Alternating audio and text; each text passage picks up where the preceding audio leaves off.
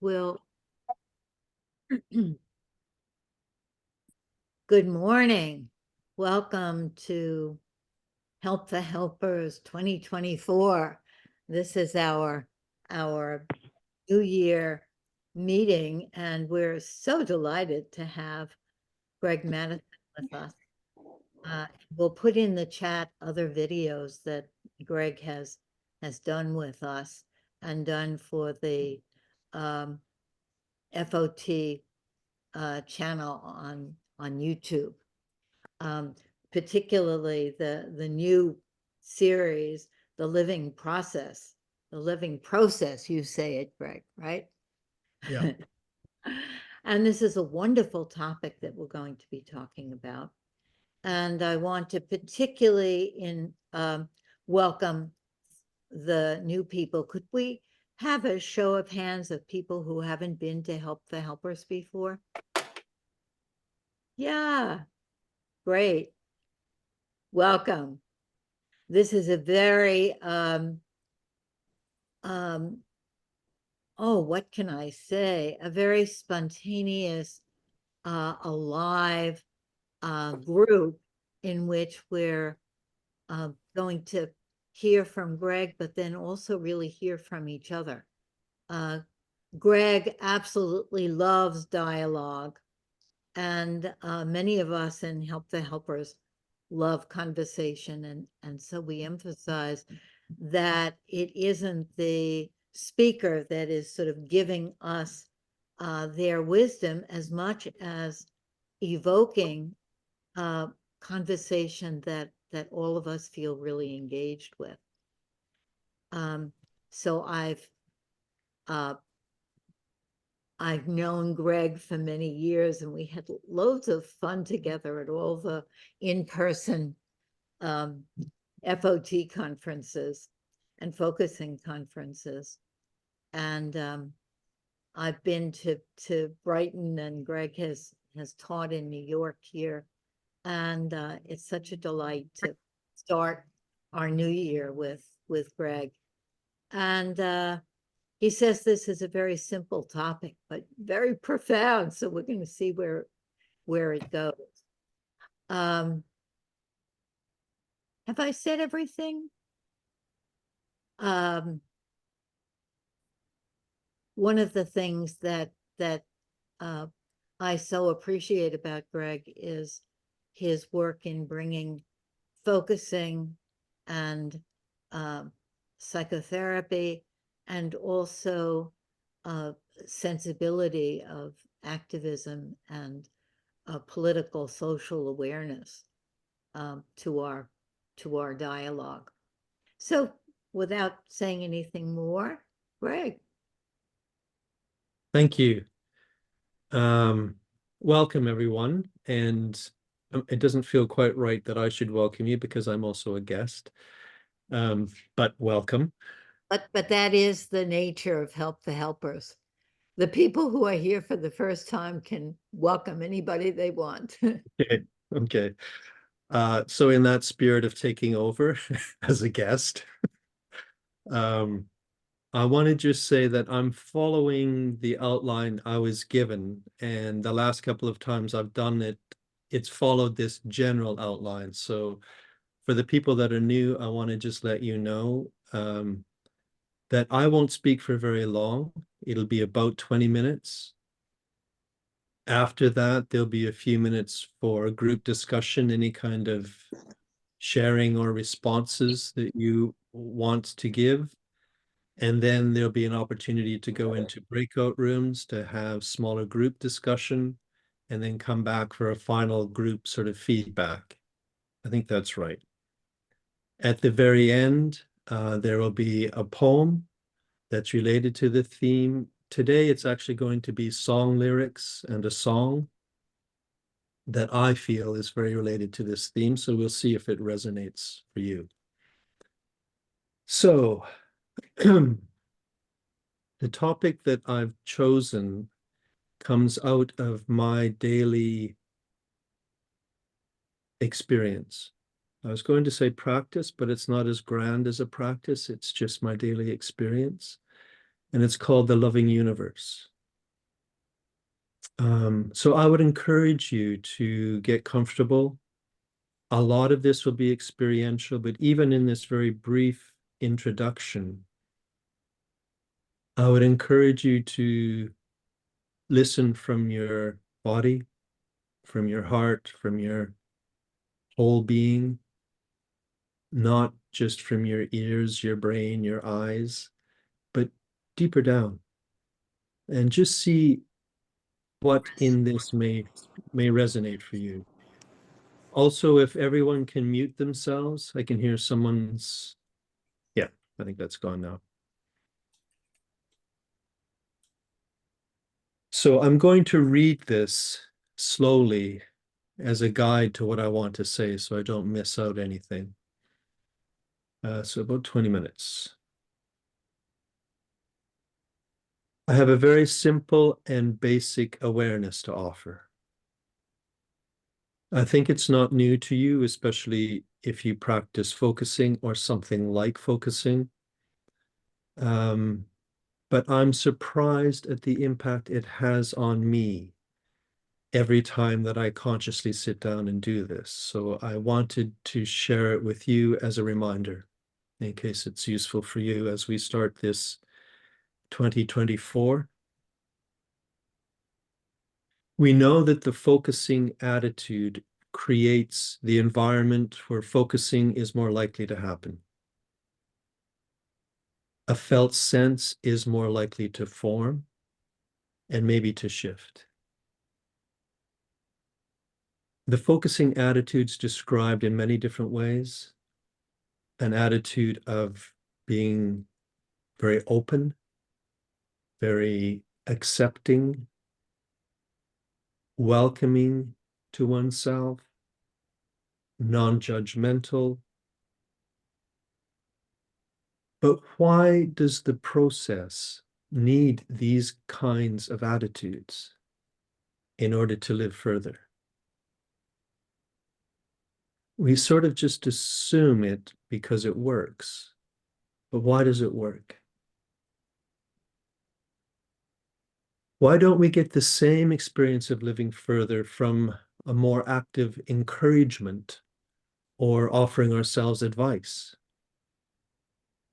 Or even a kind of pushiness or telling ourselves the answer? Why doesn't that work as well? Maybe sometimes it does, but only if what we tell ourselves accidentally resonates with what the process actually needs to hear. We're still being directed by what it needs. And what it needs is more available through the specific qualities of the focusing attitude. It's as if the living process itself needs these attitudes or these qualities as the necessary and maybe even the sufficient conditions in order to express itself more fully in words, images, memories, movement. We know this from our own focusing practice, if you're a focuser or a meditator. There's many practices, I think, that share this self-compassion. So I'd like to offer a very simple focusing experience now that brings our awareness more specifically to these qualities.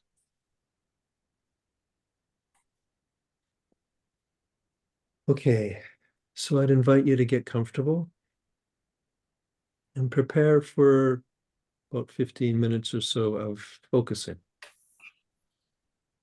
Anything you need to do to relax into yourself.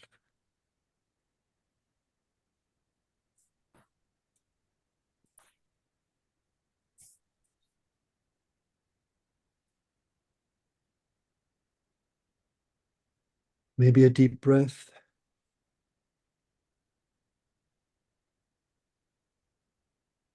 Letting your current attention kind of drop down to include your whole body.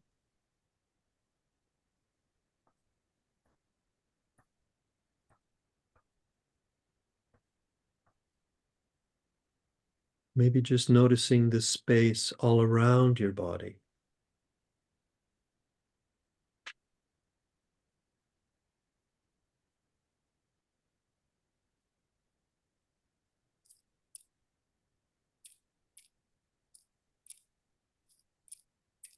As you do that, you will likely notice that you're already in a particular mood right now.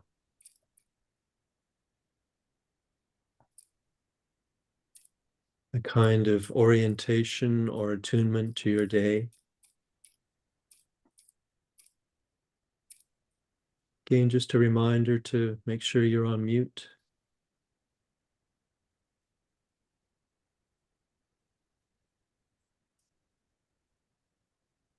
So you will likely notice that you're already in a kind of a mood, kind of an orientation to your living. Maybe slightly excited or slightly fatigued.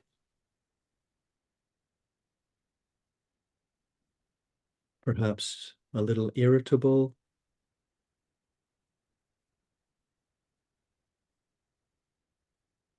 Maybe gently optimistic. Kind of anxious, impatient, or calm, receptive. Some kind of a way of being already is there.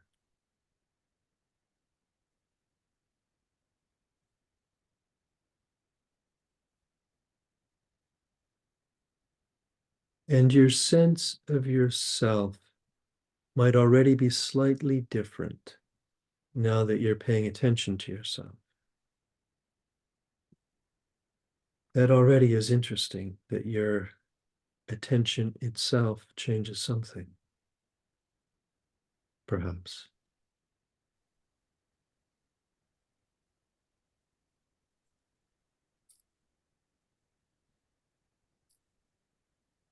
So this is an invitation just to notice how you are, how it is to be you right now.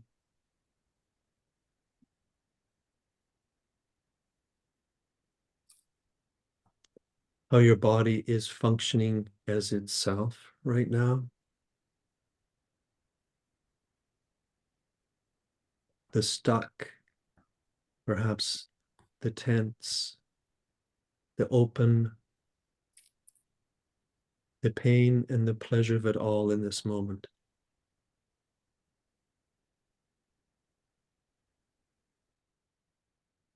No need to change anything that you're feeling. Just allow it to be there in this space.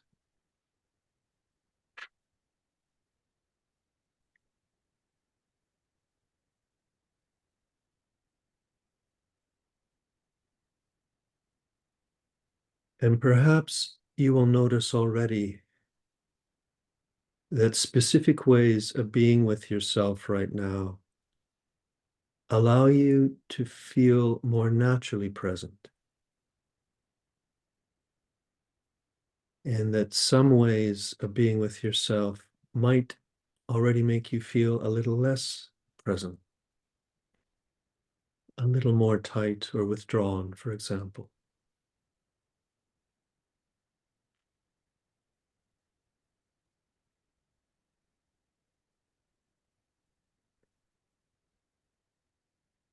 You might find that the process of being you right now probably does not want to be controlled and told how to be better than it is now, how to improve itself. It probably doesn't want to be judged, evaluated, or criticized for the way that it is.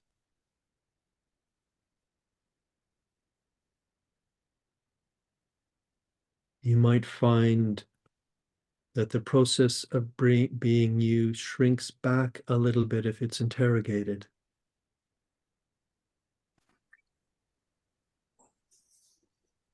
It probably doesn't want to be constrained or restricted or to be censored or to be told what's wrong with it.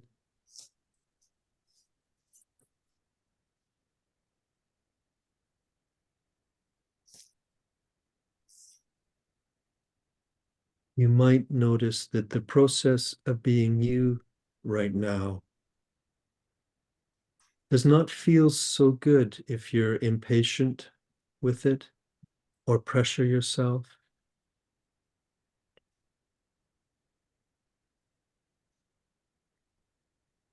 You might notice what happens if you approach your whole body, your whole self, with any intention to diagnose or cure or fix according to how you think it should be.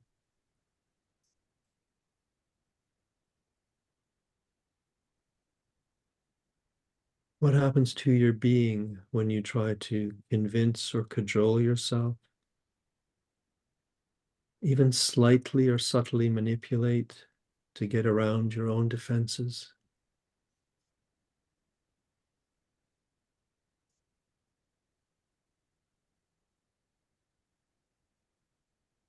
You might feel the tightening, the process trying to protect itself from those intentions or any agenda that's not openly self-accepting.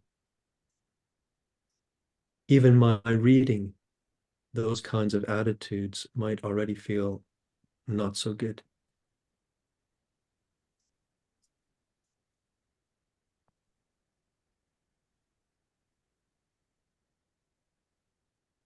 But what happens if instead you just return to that space, feeling all around your body all at once?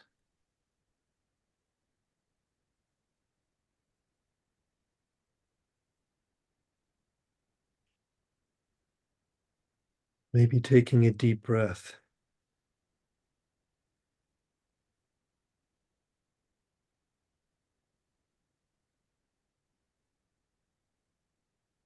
Feeling yourself slightly dispersed into the space of the atmosphere around you. Letting your body dissolve a little into the air of the room where you're sitting.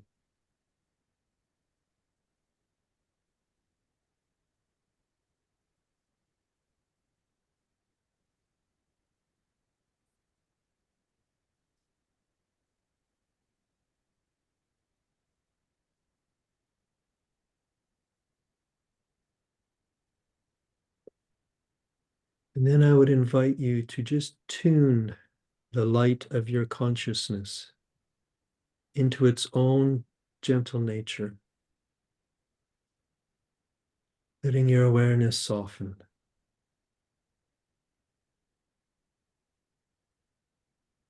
Your attention expanding to surround your whole self with warmth.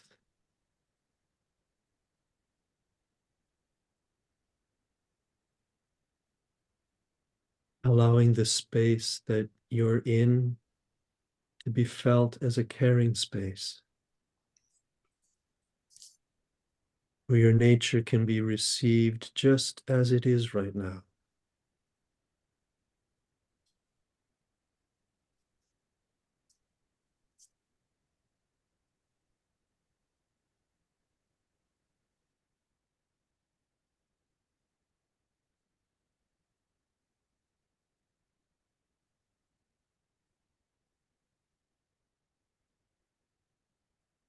Surrounding yourself and all that you're feeling with an environment that is gentle,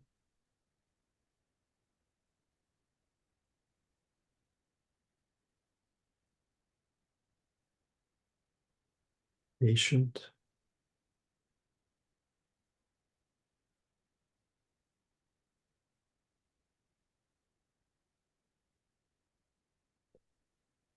not demanding,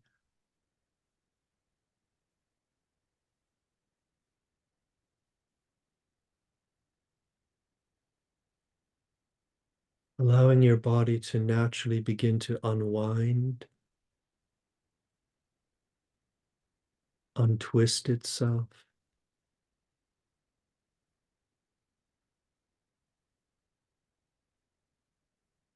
Untense itself.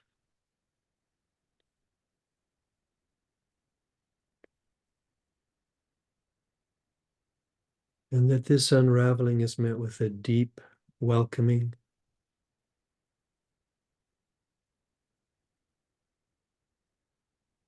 receiving your whole self in a way that it wants, loving it in the way it understands itself.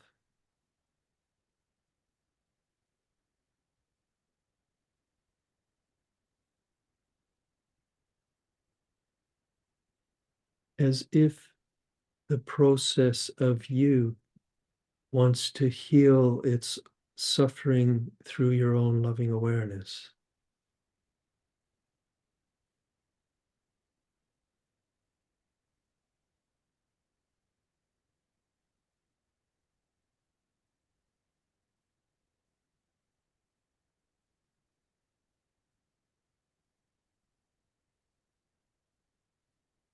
You might notice that these attitudes you're bringing to yourself can be sensed as a kind of self-loving.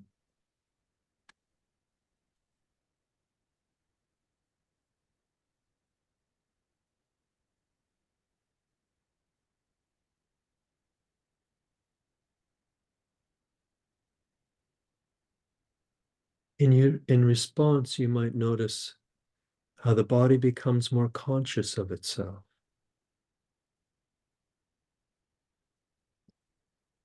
Like it wakes up and enlivens itself in response to this kind of love and kindness that you offer.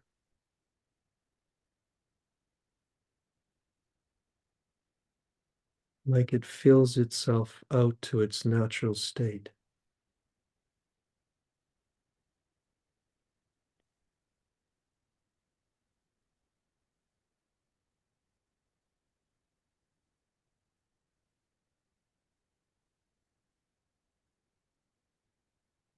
See if you can just stay with how this living process awakens in you when you allow it to have this loving environment.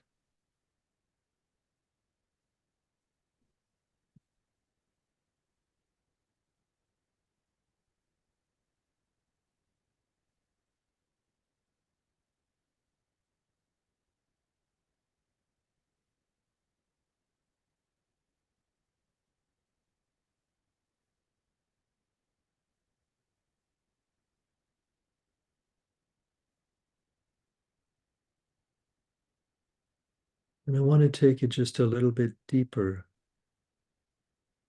I want to encourage you to allow this to be a real kind of love,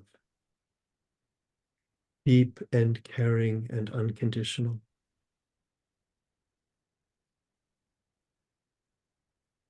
To really love yourself as you physically are at the moment. As real as the love you would offer to anyone in your life. The deepest love that you've ever experienced. And you allow yourself to have that much right now.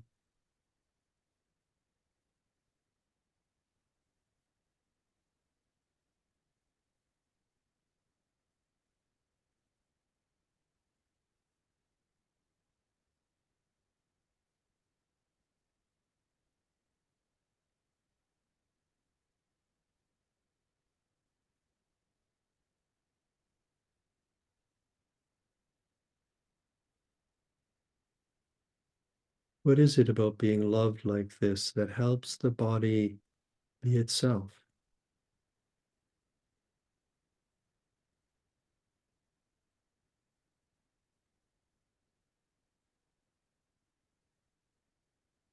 How does love make such a profound difference?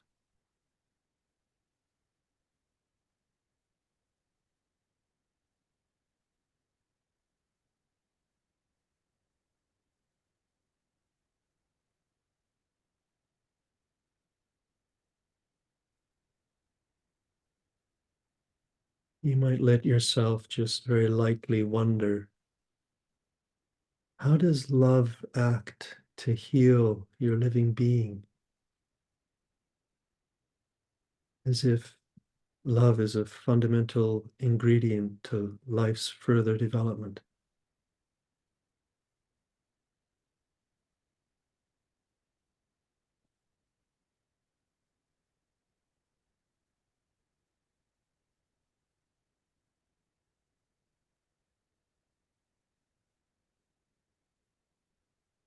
As though the living process finds itself most fully when it is being loved. Movement is more likely. The wanting to carry itself forward is more likely when we bring love to ourselves.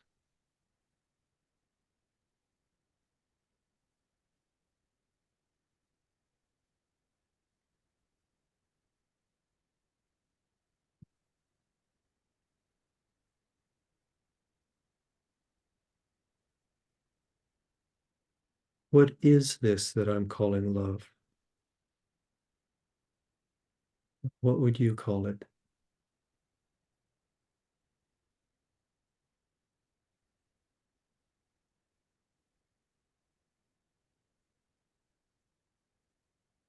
What's so magical about it?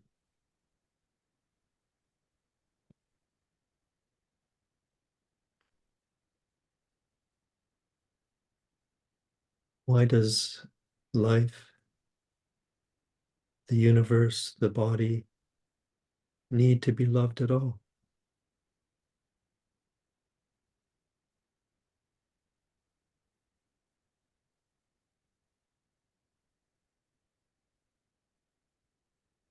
What does this say about life or the universe if it's made like this, to respond to being loved?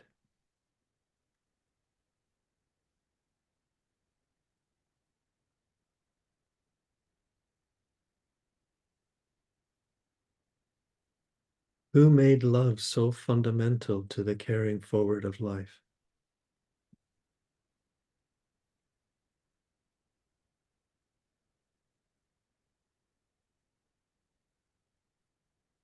Or what makes love such a crucial precondition to further evolution and growth, if you prefer it that way?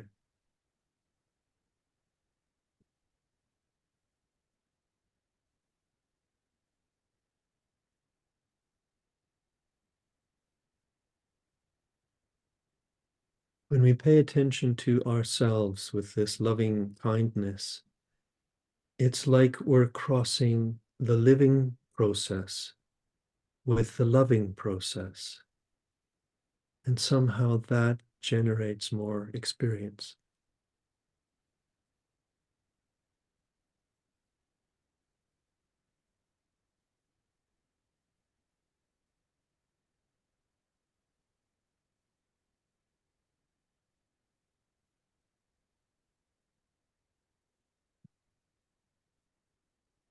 And the last thing that I want to say, of course, each of us are also life, and we are also a part of the universe. So it's like life is loving itself through our awareness, almost like life is loving itself through us.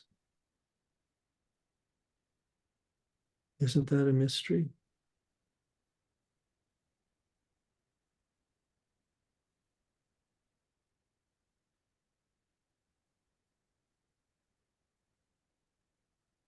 Now, when you're ready, you can slowly make your way back. And you can bring back with you anything that occurred to you. And when you're ready, you can open your eyes if they were closed. You don't need to rush that. And we'll just quietly wait for people to come back.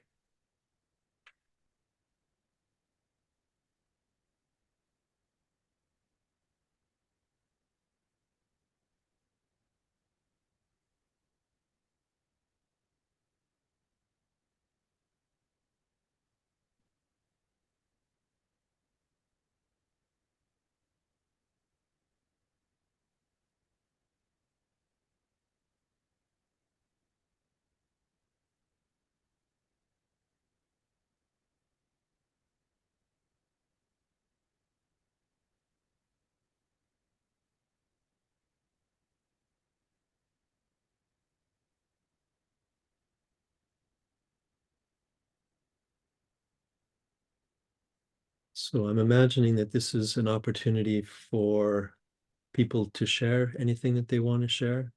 I'll hand over to Lynn.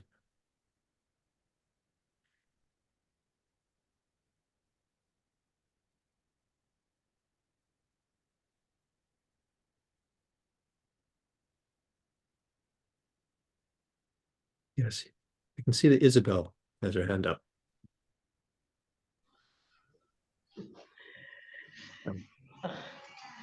Thank you so much. Lynn, you were muted. Just want to say thanks so much, Greg. Really appreciating the opportunity to go inward and especially tuning into that place and that space of um, compassion and really allowing my body to resonate with what it needed and that kind of like just slowing it down for that. uh, Lynn, I'm going to use your language, that revolutionary listening even to myself, right? Like not just to others but to myself, and really noticing if there was something there that was not welcome, and to be okay with that rather than wanting to, oh, this is the guidance, I have to follow it. But really, really that sort of like compassionate listening and just allowing. Thank you so much. I really appreciate it. Thank you very much. It's lovely to hear that.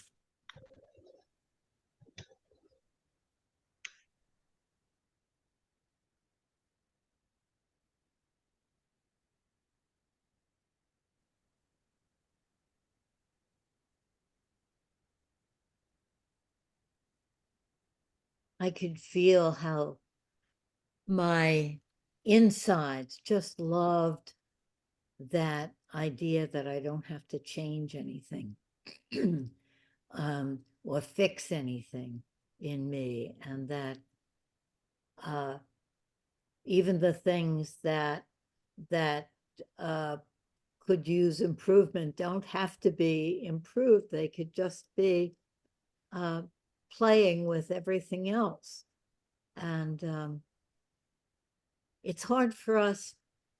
It's hard for me, and I know many people that it's very hard to believe that. Can we just enjoy ourselves, enjoy all these different parts of ourselves, all these different voices, all the inner democracy that you taught us about, Greg?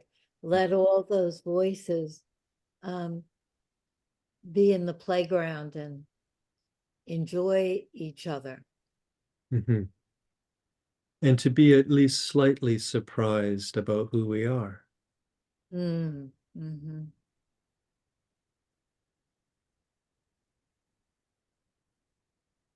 I think Susan wants to say something. Thank you, Monica. Hello, I do. Thank you so much, Greg. I feel now so slowed down. It's a delicious feeling. You know, it's like I can experience, not just have an image. I think that's all I want to say. Mm-hmm. Thank you. Yeah, I'm delighted to hear that. Thank you.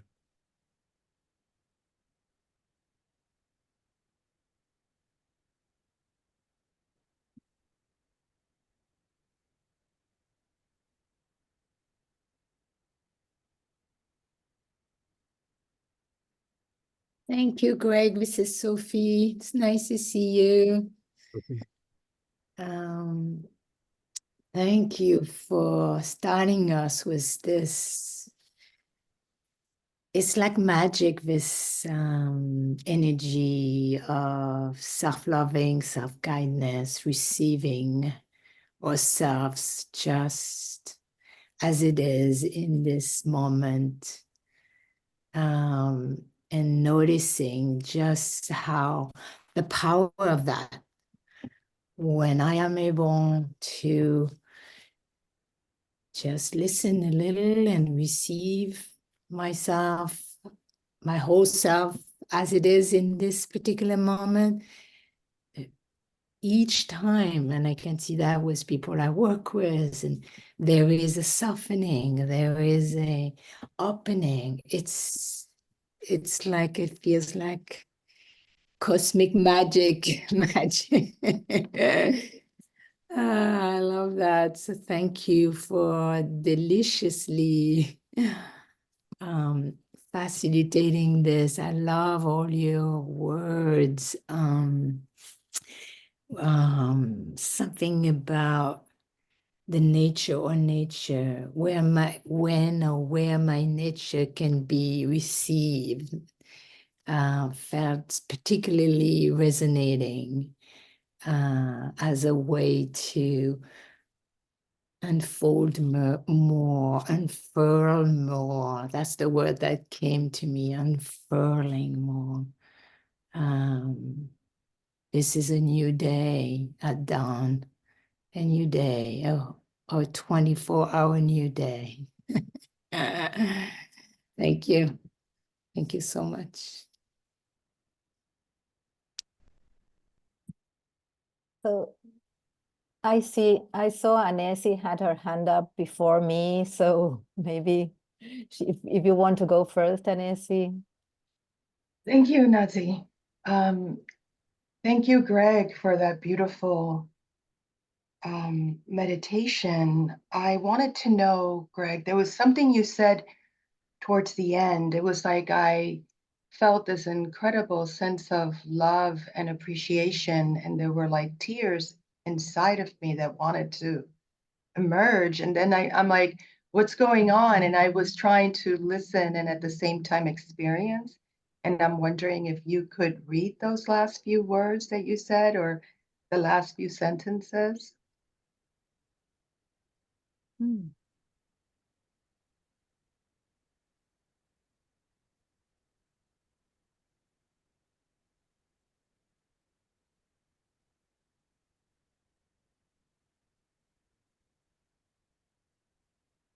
Anesi, was that about the mystery of the universe loving itself through us? You know, Lynn, you might be right. You know, when he said the love in the universe, it reminded me of a dream that I had. I had a series of dreams that were all about the universe, and the universe, I was bodiless. I had no body. I was just essence. But the essence was this pure, intense love. And I would just wake up feeling so profoundly in the state of compassion. And I think he must have mentioned something about life and love, and it was interesting because it was like being in a dual place for me. I was listening, but I was experiencing. It was like almost the dream, like being in the universe where I experienced everything, but I was really nothing. I was just essence. Yeah. Thank you, Lynn. Thank you, Lynn, so much. I'm sorry, I disappeared into the ether there. We were just talking about that, Greg. We were talking about that ether. Yes. If anything happened that I need to know about, please let me know. Otherwise, I'm happy to just go on. No, Greg, Lynn kind of helped me out understand something, and it reminded me of something deeper, and I kind of got it. So thank you. I'll let Nancy go. Okay, so thank you, Greg. And this is, I was going inside and feeling into myself and everything else, and also taking in your questions.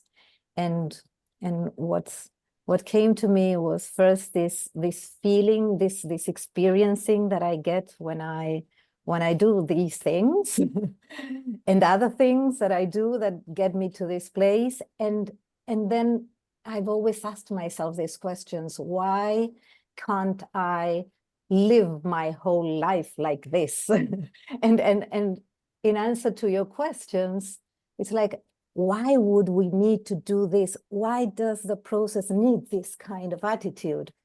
And then what came to me was these degrees of connection or disconnection or awareness or not that much awareness. And then I was feeling into oh, what do small children do? And small children are, and I've worked with very small children, they are so connected. They are so, they're feeling everything, and this kind of interaction first and body environment, it's like natural for them. And so this is, and then your questions about love. So there's, of course, there's love first, and then there's life, conditionings, acceptance, not acceptance, wanting to be accepted, and these strategies that we bring about to be accepted or to keep on living, and then we become so disconnected again. So for me, it's about, I know I know what I can do to be more connected every moment of the day, but then I also am aware that I do get disconnected because I have to attend to other things, and because I get triggered about other things too. So this was just like lovely to sense and to experience the process of oh, okay, what does that need, and what do I need to be more like that and more connected to everything. So that's everything I wanted to share. Thank you very much. Great, thank you. Yeah, interesting. Yeah, thank you. I'm really appreciating everybody's comments here, and I was very moved a few minutes ago by what Inessie was saying. It reminded me of my own experience, and you know, I was kind of watching my own process as I was with your words, Greg, and realized for myself that I attach all kind of meanings to the word love and all kinds of interpretation.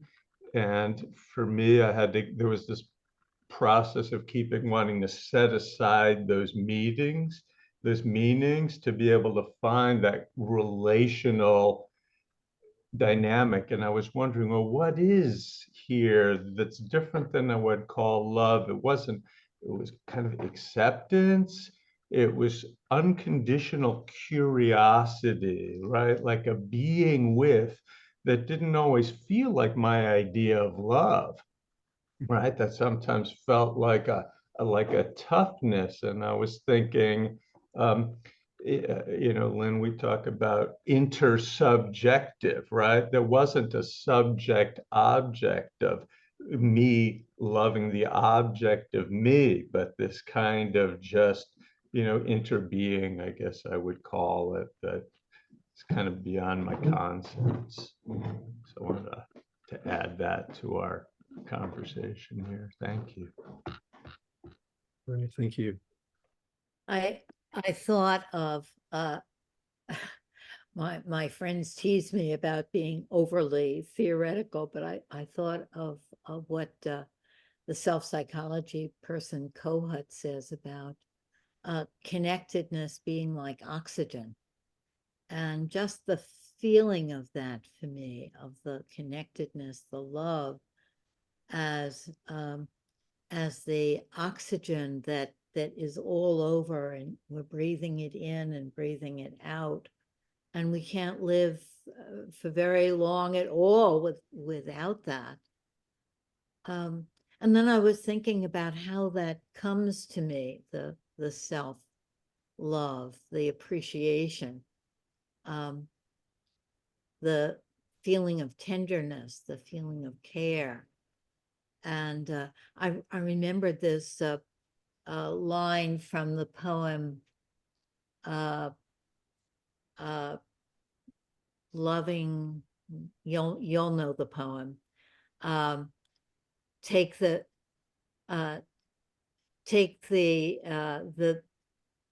secret notes from the wall, feast on your own life.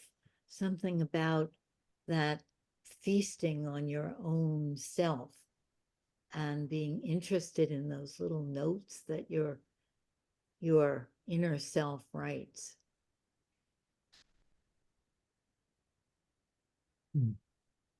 Oh, the poem is named Love After Love. It's interesting in response to you, Lynn. It makes me wonder, when I sit down and I notice a tension in myself, if I remember to bring this kind of deep attitude of loving, whatever you want to call that, I immediately feel my body expand and relax. It just really responds to that environment. But in response to what you just said, I'm wondering, where do I get that from? Where do I call that up from, that sort of loving attitude? And as Natty was said, well, why don't I just have it there all the time? Yeah.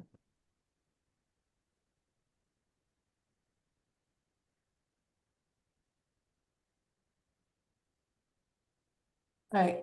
Oh, I'm sorry. I added the poem, Lynn, for you, Love After Love. I love that poem. So I put it on chat. Great.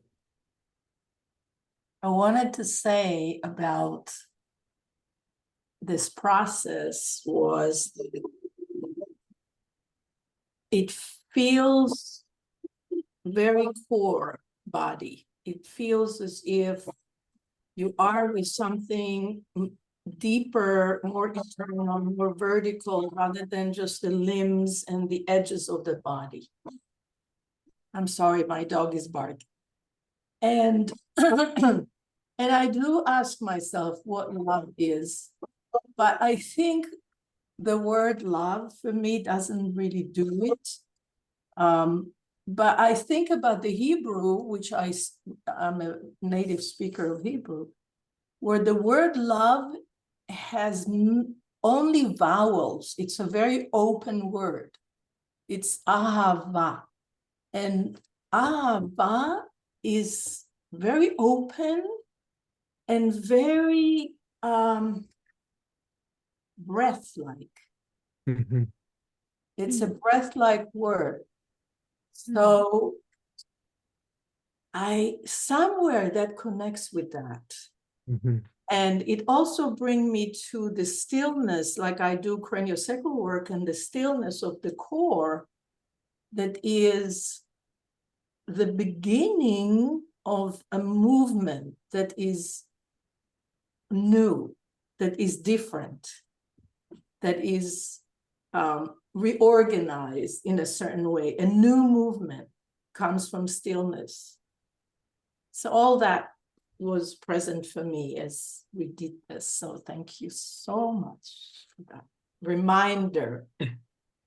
Mm-hmm. Yeah, thank you. Yeah.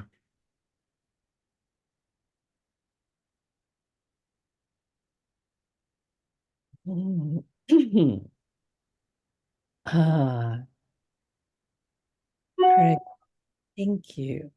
Thank you so much.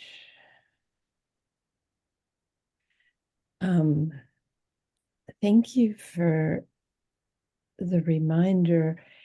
Thank you for the experience. Yeah, you led us, you guided us, your words so carefully phrased and found and chosen and read.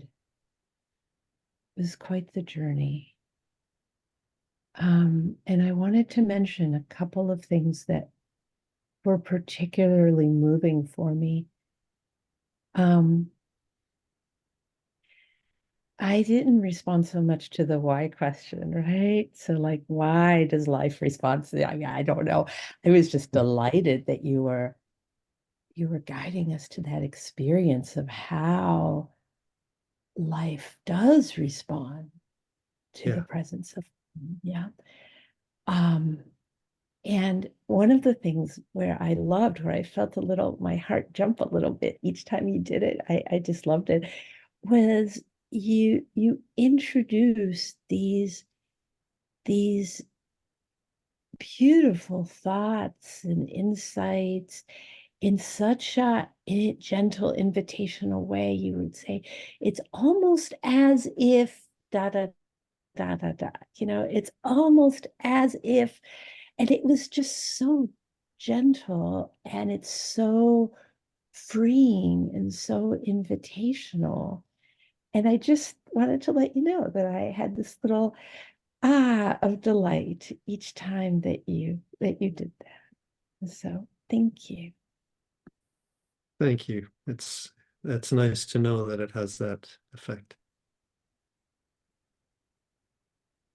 Yeah.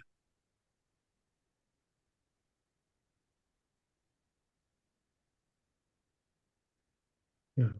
I would like to share some my experience inside.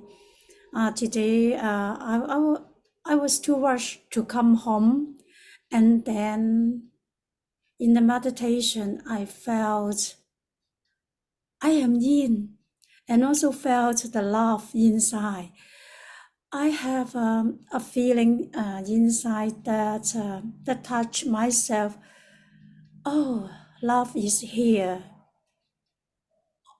All my cells, my whole body, the boundary, oh, it's love. It's all of love. So I felt this is something inside. Even I share now, I have something inside. It seems very difficult to describe, but I felt it's love.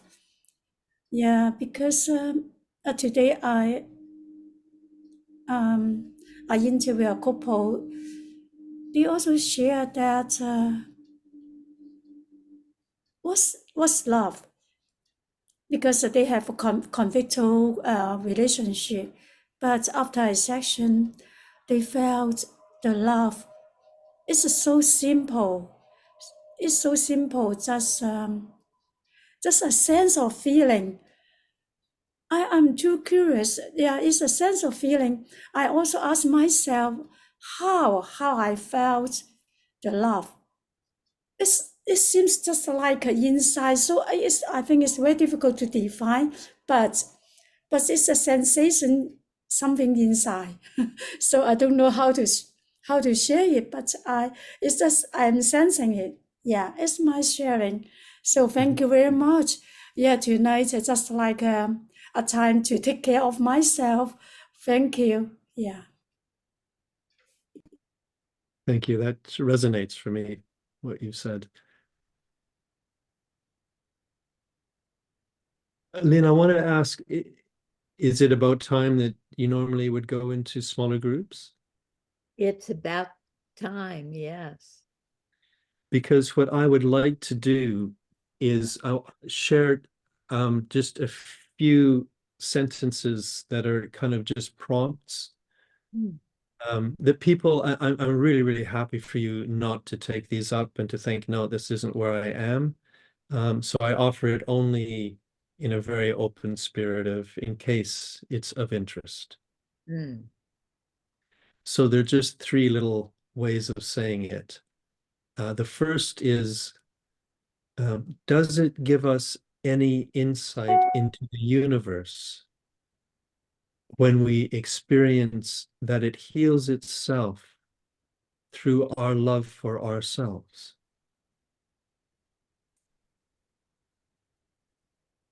Does it tell us anything about the universe when we experience that it heals itself through our love for ourselves? You may not get it that way, but just there's a funny mystery there for me. The next way of saying it is, what kind of a universe needs to be loved? What kind of a universe needs to be loved? I feel like there's something in this that is universal somehow. And I know the word love doesn't resonate for everyone, so you can change it into your word. What is love really if it's so fundamental to the unfolding of the living process? Maybe there's some much more expansive definition of that word that we need. Okay, that was it. It's beautiful. I love those questions. So do we feel ready to go into our breakout rooms? Is there anything that somebody wants to share that they didn't get a chance to before we go into our breakout rooms? 3 or 4 people in a room, Christine? We will see you back at 9:30. And I hope you have a wonderful experience there. Okay, and if anybody needs to leave, if they could please leave now before I put everybody in the rooms.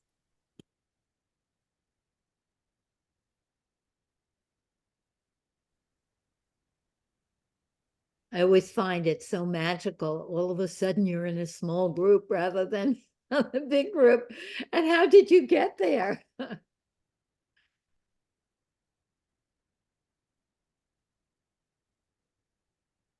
And then that's a completely different experience. And yet we've laid the groundwork for all of us to have had an experience together.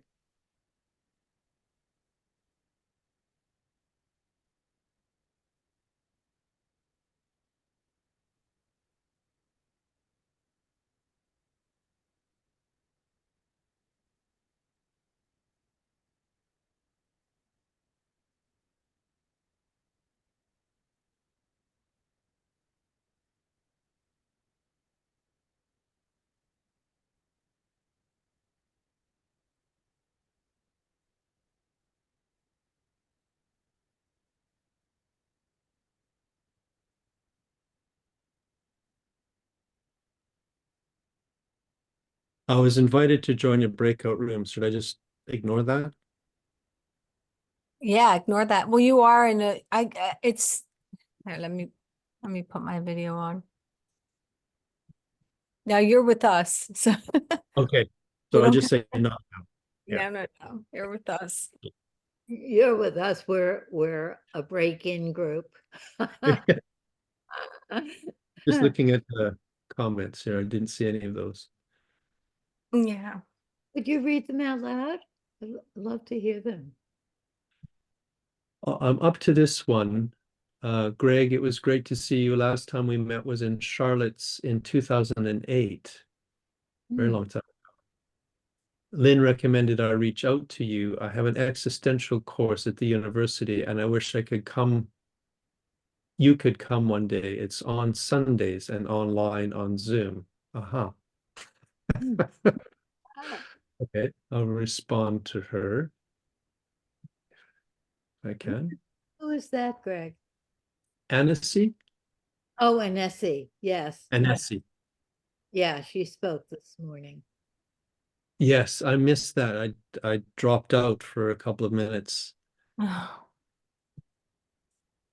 Hi, Susan. Oh, Lynn, no one came to my group. Number 15. Shall I go back? Let me put you somewhere else. Okay, here's another invitation. You could Thanks. abandon.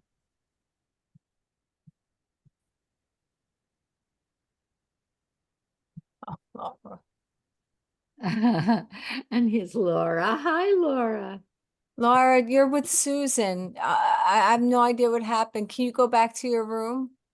I don't know. Back to your room. She wasn't there, and I thought, is this the trick? Self-love. No, Just she's me. there.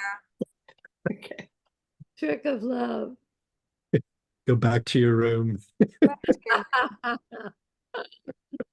Oh my God. No, Susan, she's there. You two were there. You two keep leaving and missing each other. Can you go back to your room? Okay, I'll Like stay. one of those love stories where they keep Who's there? It's Laura. She's a very lovely woman. Oh, I Mhm. think Laura Dickinson. Read, but Oh, she, Oh, I don't see her, but Okay. well, I'm that's because you're not in your room. Can you go back in your room? How do I do that? What do I click? Return to. It doesn't, it just says leave. No, don't do that. and Okay, I won't- I'm doing something different. I'm putting you in room 17. Okay, I'll click join. Yes. Christine told me or somebody that her job was to be a nanny for grown-ups. Go to your room. it's very true. I hope they made it because I don't see them right Oh dear. now. My other job, after 4 years, I finally see Incy. She refuses to mute herself. She keeps unmuting herself. She was the one, Greg. Okay. So today she got a text in all caps. Please stop unmuting yourself. Uh-huh. So how was it for you, Greg, doing this? Yeah, it was fine. It was fine. You enjoying it? Yeah. I felt like I got a little bit back into that space by reading the experiential process. Mhm. And I appreciated what people were saying. Mhm. It took me a little while to know whether I was the one that, because it was during somebody was saying something and then suddenly it froze. And it took me a while to realize I was the one who had frozen and Yeah. dropped. And then I had to, it wouldn't let me write back in. I had to put in my Wi-Fi password and Oh my God. yeah, it just was going on and on. I hate But when finally, things like that happen. I was looking for you. I said, it must be my vision. I can't see Greg. yeah, no, I jumped out. So I'm really sorry, I missed. Somebody wanted me to re-say some of the last things I said. Yeah, Yeah, I sort of reiterated okay. uh, that. Yeah, because there were some of the things at the very end that were kind of the crux of the paradox for me. Yes. I wondered if it was the thing. Of course, each of us are also life, and we're also a part of the universe. So it's like life is loving itself through our Yeah, awareness. that was what I Yeah, and she good. said that was she wanted to just take that in again. Yeah, Um, it would be wonderful to have a part 2 of the struggle of a way that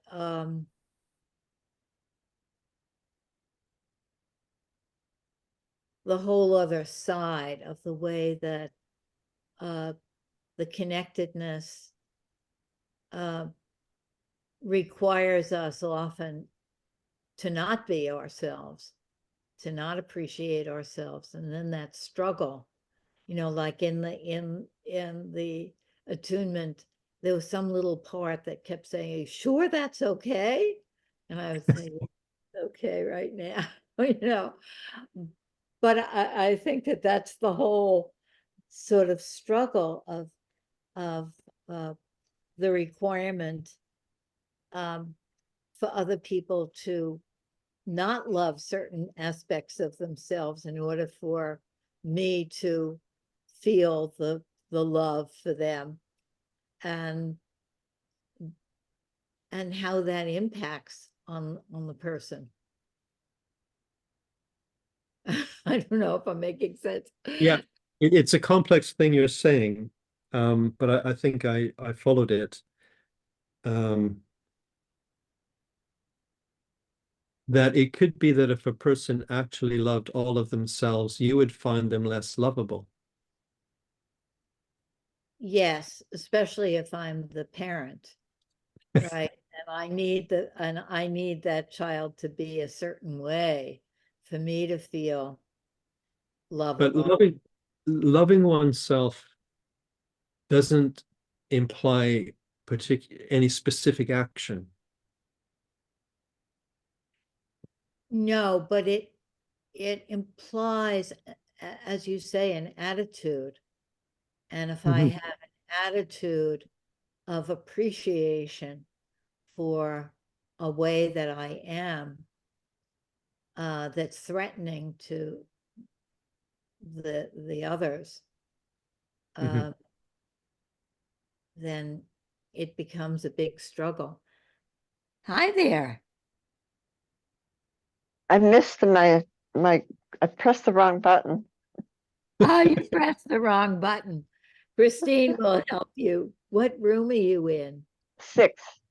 Room 6. Okay, Christine. Okay. Do Thank you. It's like a magic carpet that just brings these other places. I think to study how to use Zoom better. But you could love yourself not knowing how to use Zoom better. Can you say that? I had it before we were interrupted there. Can you just say it again, Lynn?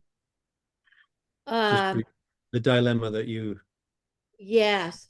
Well, it's you know the requirements of connectedness that at times require us to not love aspects of ourselves. Well, for example, my mother told the story of how when I was 3, I think, the jack-o'-lantern caught on fire and I was in my crib and I opened the window and climbed out of my crib. And my mother was appalled that I didn't care about other people catching on fire. I just was saving myself. And that aspect of me that's like, I'm getting out of here. If I have that attitude, I have this feeling like, uh-oh, I better not enjoy that attitude of I'm getting out of here because it's selfish. So we all see that in our client work But hold on a second. Yeah. What happens if you do really love and appreciate that part of yourself? It feels that feels like the struggle is to really love and appreciate the part of yourself that's threatening to other people. Well, you assume it's threatening to other people. If you continue to love and appreciate it, I wonder if it's been misunderstood.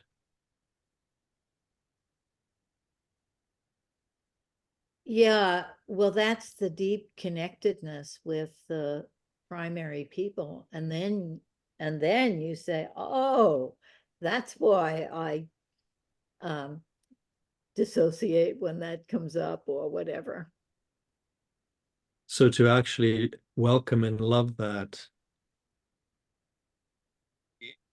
is an important step.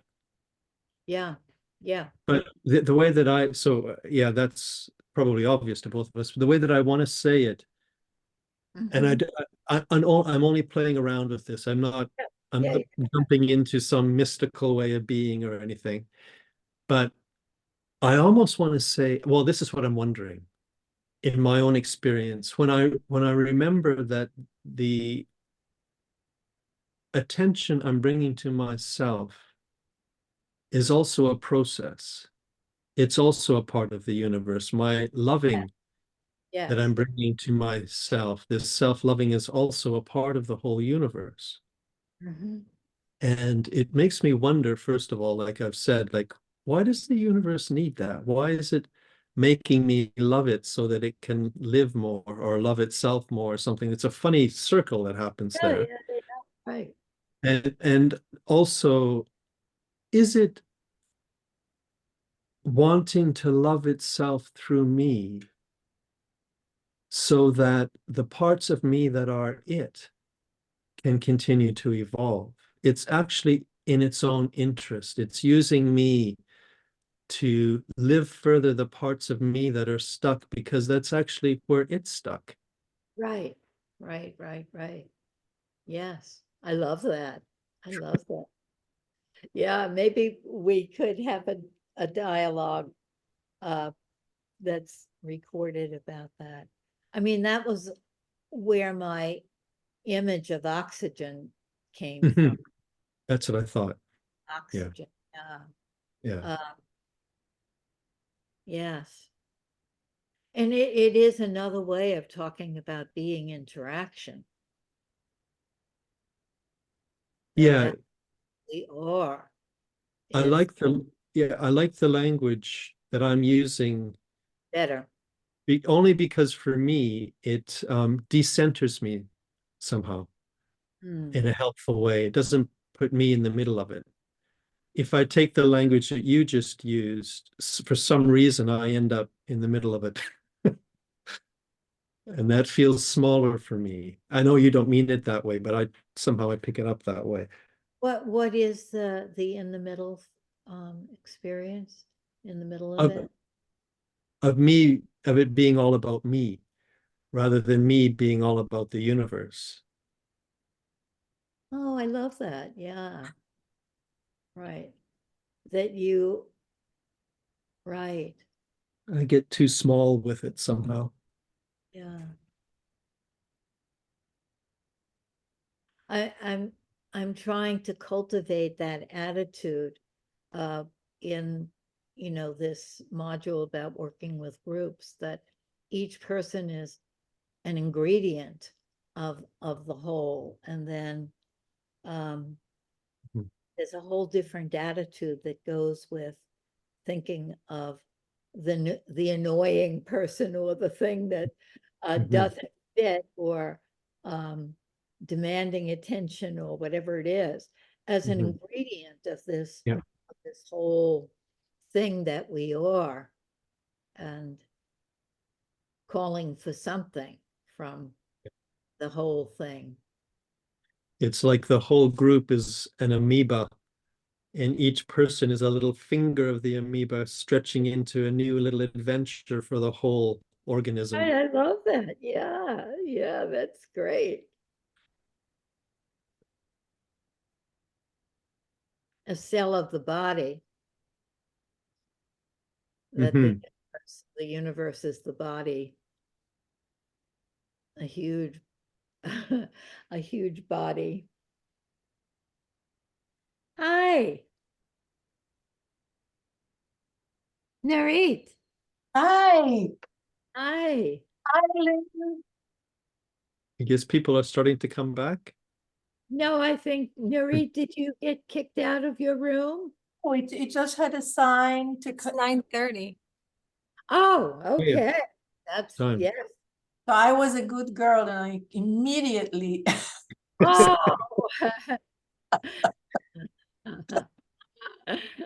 We would love you even if you weren't a good girl. That's love. That's love right there, Lynn. I really appreciated you giving us the Hebrew word for love. I could just feel what an open word that was. I really appreciated it. Yes. Welcome back, everybody. We're very eager to hear how your experience was. And we can sort of welcome each other back with our eyes, with our attention, our greeting.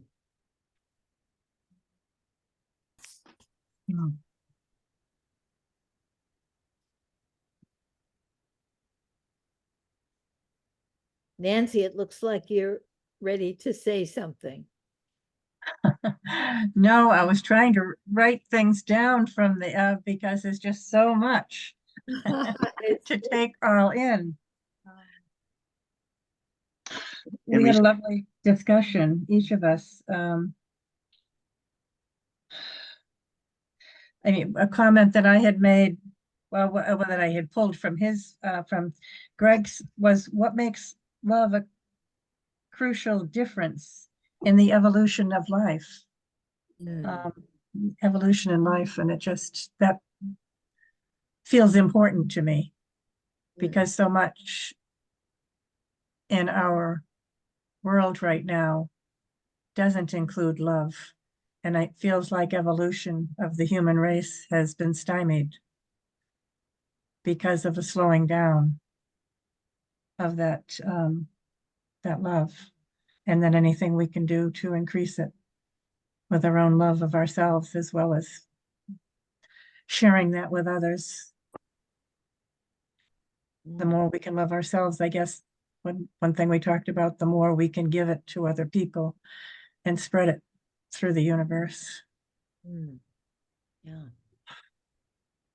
But it's frightening that it isn't as totally out there in the universe as it needs to be. Yeah.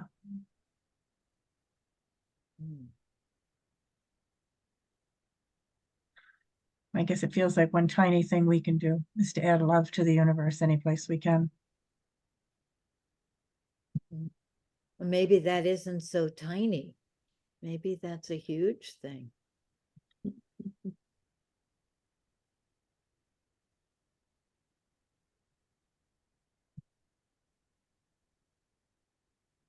In our group, I invited each of us to not only love ourselves, but then move on to loving those around us as a way to answer that universal question, the world.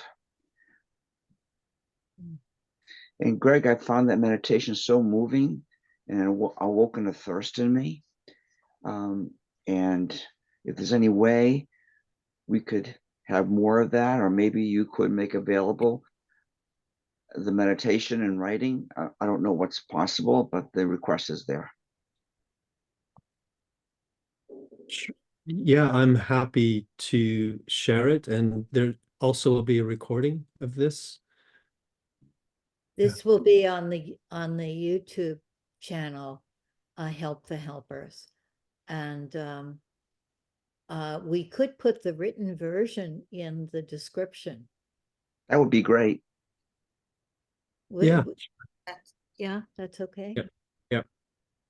Because in the written version, I could pause. Yes. In different sections and really do a very focusing thing with that. So yeah, Greg, anything you can offer, the written version as well, will be very, very welcomed.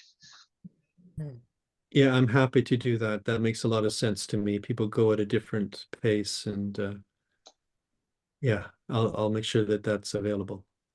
Thank you. That's a great idea, Bob. Thank you.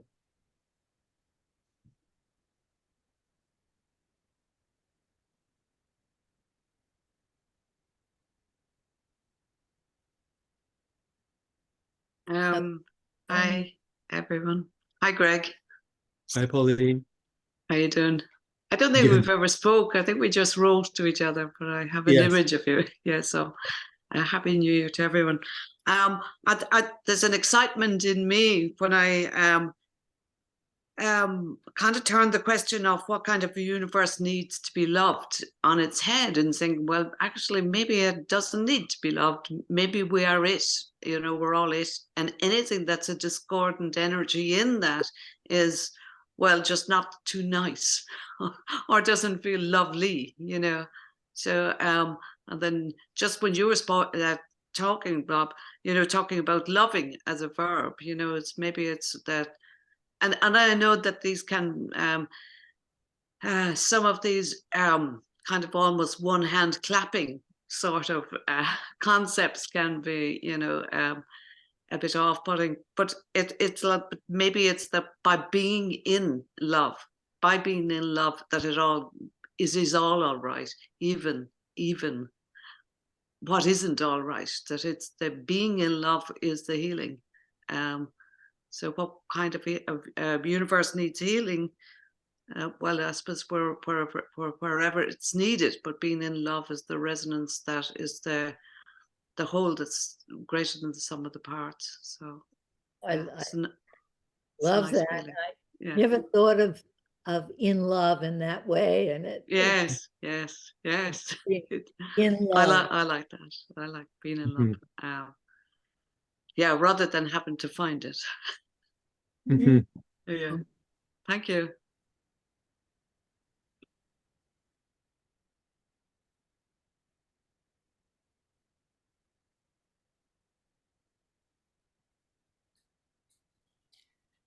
There's the experience, the holding of love, and there's the theory.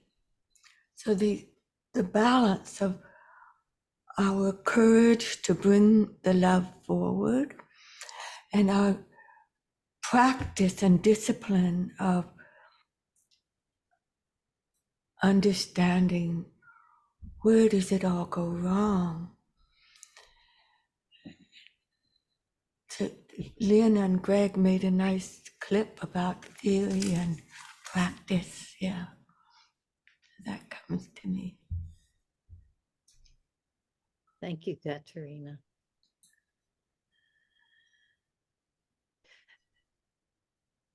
To me, the word love is very big, but then sometimes I like to make it smaller to the appreciation and being appreciated, the in love. And I can appreciate things that are setting to me. I can appreciate in war or in politics or things that I hate or am threatened about, and I could appreciate how they are. And there's something about that kind of appreciation of what we're up against, appreciation of what my inner self, what the universe is up against in this move toward evolution at a time when we are just on the brink of something as a universe, and how hard that brink is.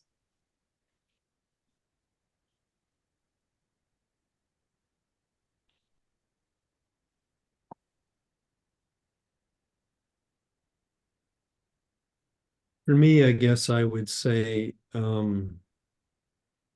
it certainly isn't true that the world, the universe, is all lovely. That's not true. But I would claim that maybe it's true that the more I can love myself, the more I have the universe's resources available to respond fully to what's needed.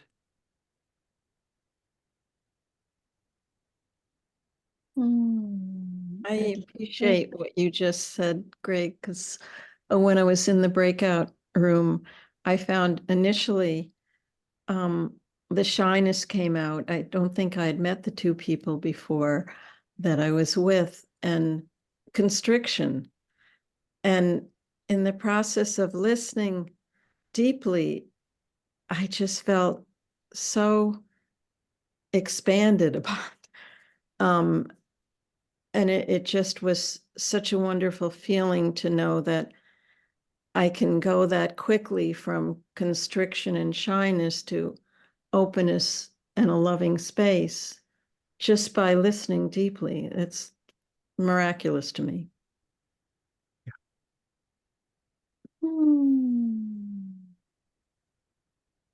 I want to weave together a few of the threads that I'm hearing because it feels very miraculous to me as well. Some of the threads in our small group and then some of the threads in this large group conversation. Yeah, the word love doesn't always fit for everyone. That came up in our small group. And so there was an exploring of holding and what it means to physically hold a sick pet or a child who is really needing support. And there was a beautiful phrase that came up of holding as attention that I offer with my whole being. And also in her small group came up this thing about this longing to be present to all of the pain and suffering that's happening in the world, because it's not all love out there right now, right? And also that sense of needing to love ourselves, or to be able to hold and offer attention to our own selves and to those around us most closely, so that we can have the energy to continue to expand that love out there. And I just want to express some gratitude right now for something that didn't come up in our small group, but just came up right here. I don't remember who it was who said that whole thing of being in the flow of love, and it as a different way of holding that notion of being in love, right? It's not like, oh, I've met the right person and I'm in love, but I am in this holding attention flow of love. And thank you so much, Greg, for inviting us all to meet one another in that flow.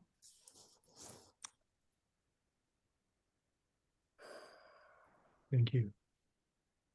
I think we have time for just maybe one more comment before we have our lyrics and our song.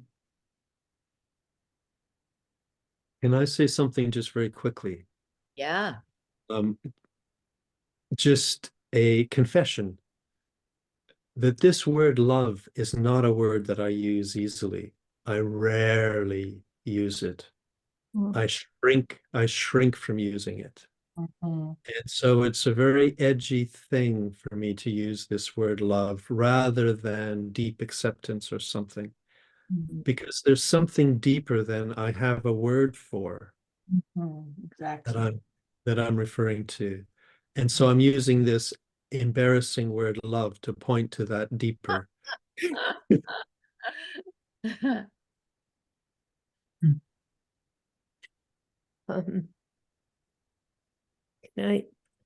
We could spend a long time defining the word of love. It has so many different nuances and depths. Yeah, definitely.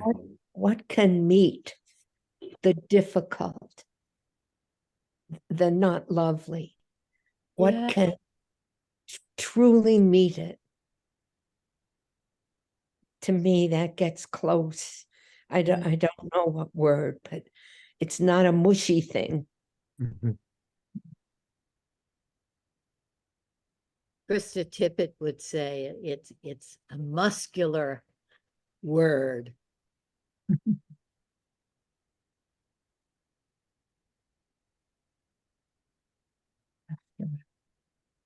In my group, it was either Jim or Barry that said love is acceptance, and that really resonated with me.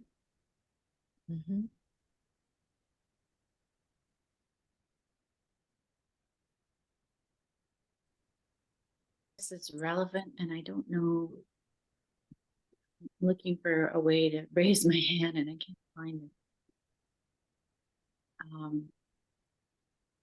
In our group, we talked a lot about attention and this invitation you brought us to, Greg, of really deep within ourselves, we're in contact with our ancestors and our spirituality. And for me, I shared that this scared self as a person, as a caregiver, is deep within the body. There's this belly breath, and that I don't know that I wasn't resonating with love, but that the heart is above this breath, and the function of the heart is actually to bring oxygen to our whole being. And then as you're sharing this concept of the universe, I think there's an absence of breath actually of air, of oxygen beyond this earth. And I'm also with the complexity that as a therapist, we come in contact with the part of our breath where we breathe out what needs to be released, of the tension, of the pain, of the anxiety. And this paradox that we breathe in the life, we breathe in the wholeness. Where does that come from if we're all breathing out this toxic air? So in this larger group, what's coming for me is this image of trees. I actually got this. Some of you have trees and mountains in your background. That their function is for us to breathe. They breathe in the carbon monoxide and breathe out the oxygen for us. And maybe that's the collective experience here in this loving presence, is our connection to life and being in this way. We cleanse each other's breath. We are breathing as one. Thank you so much, Carolyn. That's a beautiful image.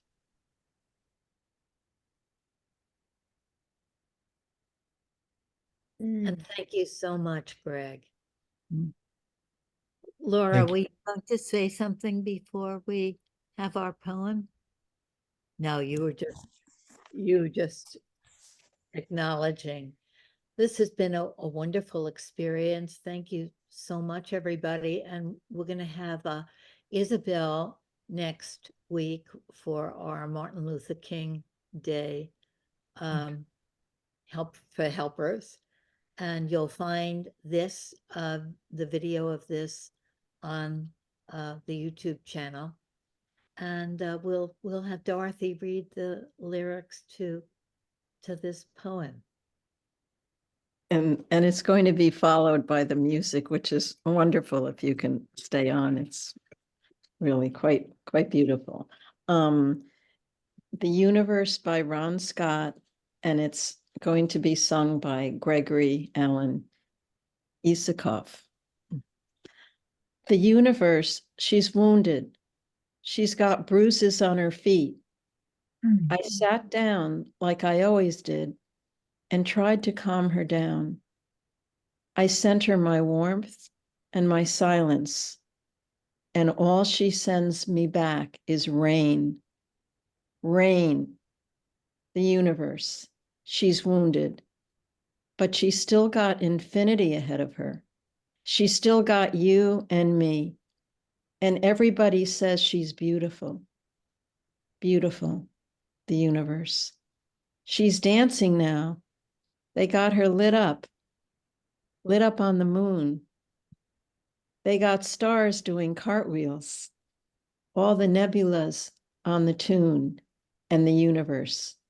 She's whispering so softly I can hear all the croaking insects, all the taxi cabs, all the bums spent change, all the boys playing ball in the alleyways.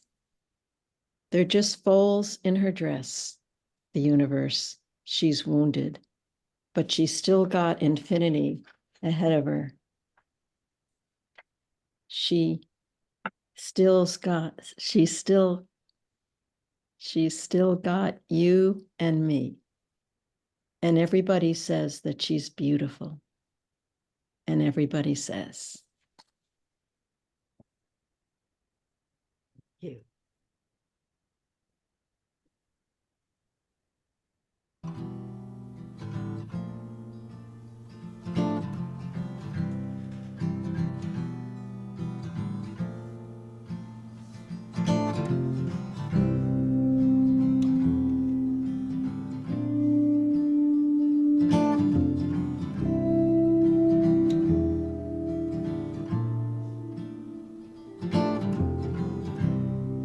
The universe, she's wounded. She's got bruises on her feet.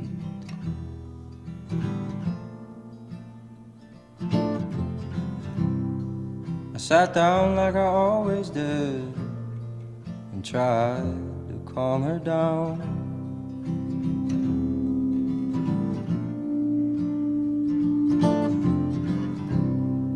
I sent her my warmth and my silence, and all she sends me back is rain. Rain.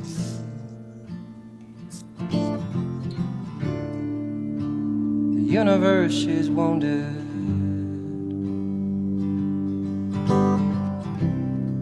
but she's still got infinity ahead of her, and she's still got you and me.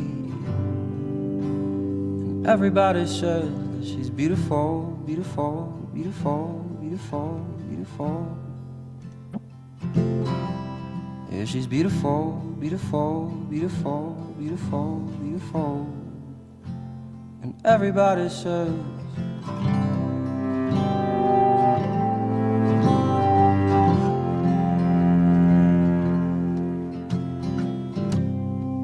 the universe, she's dancing now. They got her lit up on the moon. They got stars doing cartwheels, all the nebulas on the tone.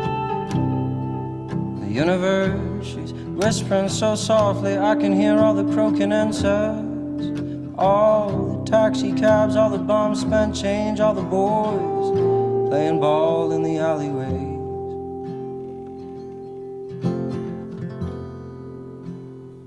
They're just folds in her dress.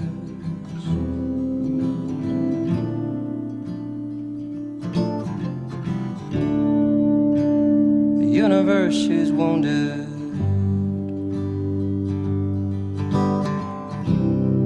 but she's still got infinity ahead of her. She's still got you and me. And everybody says that she's beautiful, beautiful, beautiful, beautiful, beautiful. Yeah, she's beautiful, beautiful, beautiful, beautiful, beautiful. And everybody says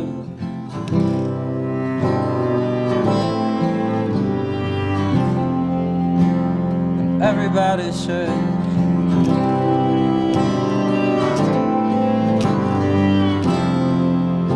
and everybody says